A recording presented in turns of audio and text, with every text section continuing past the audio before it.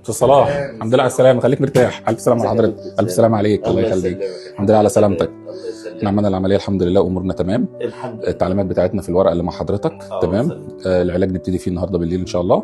الدكتور عبد الرحمن هيعدي عليك برضه يشرح لك التعليمات بتاعتنا وكل حاجه، والخروج ان شاء الله اخر اليوم بعد ما نطمن عليك ان انت امورك تمام ومفيش اي الم خالص. وان شاء الله المتابعه بعد اسبوع. ان شاء الله. الف سلامه على حضرتك. شوف الفرع القريب منك، لا في العياده. خلاص يبقى التجمع هنا ان شاء الله. الف سلامه على حضرتك. الف سلامه، اشوف حضرتك على خير. الله يخليك. الف سلامه على حضرتك. السلام عليكم. الحمد لله على السلامه. الحمد لله على سلامه حضرتك. خلصنا العمليه الحمد لله زي ما شرحت لحضرتك تحت. عملنا الشرخ والبواسير، وكان في ضيق بسيط في الشرج، فعملنا تريح او اطاله في العضله تمام. اهم حاجه نلتزم بالتعليمات اللي مع حضرتك في الورقه. تعليمات الاكل، ما نخافش من دخول الحمام اول ما يجي لك الاحساس، يعني حتى من النهارده او بعد ساعه او بعد 2 ادخل الحمام عادي خالص. نظف نفسك كويس قوي، تعمل مغطس الميه الدافيه تمام، وتنشف كويس وتحط الكريمات خارجيه تمام. لو عدى من غير اخراج او في الم شديد او دم كتير لا قدر الله كلمني على طول، وان شاء الله ده مش هيحصل بامر الله. الف سلامه على حضرتك. الف سلامه. المتابعه ان شاء الله بعد اسبوع بامر الله. احنا كاتبين كل حاجه في التقرير بتاعه تمام. الف سلامه عليه. الحمد لله على سلامتك، خليك مريح راسك. احنا عملنا الشرخ وعملنا التوسيع تمام. اهم حاجه نظافه المكان والحفاظ من الامساك. في ورقه تعليمات مع حضراتكم فيها تعليمات الاكل ونظافه المكان ازاي تمام. لو عدى من غير اخراج براز كلمني.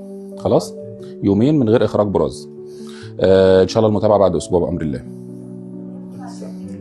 لا انت حضرتك هتبقى قريب من فرع ايه؟ خلاص يبقى ان شاء الله السبت اللي جاي بامر الله. الاكل، بالنسبه للاكل ممكن نص ساعه كده يبتدي يشرب حاجات دافيه كده، وبعد كده ياكل ان شاء الله.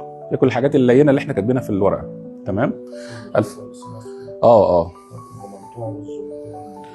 اسبوع. ما انت عندك الشربات بانواعها تمام. ممكن حاجات خفيفه، يعني لو دخلنا شويات خفيفه مش مشكله. خفيفه. الف سلامه على حضرتك. تحت امرك. السلام عليكم. الحمد لله على السلامه. الحمد لله على سلامته. ازيك يا مدام، ايه الاخبار؟ الحمد لله على سلامتك. احنا عملنا الناسور تمام، وكان في بواسير داخليه. انت عندك الانسيه كانت ضعيفه جدا، فهو لسه عامل عمليه بقاله قد ايه؟ شهر ونص. طيب احنا عملنا كل حاجه الحمد لله رب العالمين. ان شاء الله هيجي لي المتابعه بكره بامر الله علشان اغير له واشرح لحضرتك طريقه الغيار على الناسور ازاي. الغيار على الناسور بعد العمليه مهم جدا جدا، يعني تقريبا 50% بعد فضل ربنا سبحانه وتعالى من نجاح العمليه معتمد على الغيار بعد العمليه ونظافه المكان على مكان الناسور تمام. بس لو عمل حمام من هنا لبكره بيشيل الشاش عادي خالص، ينظف نفسه كويس قوي ويحط شاش ببيتادين كده على المكان لحد ما يجي لي ان شاء الله بكره. الف سلام عليه مدام. تحت امرك. السلام عليكم.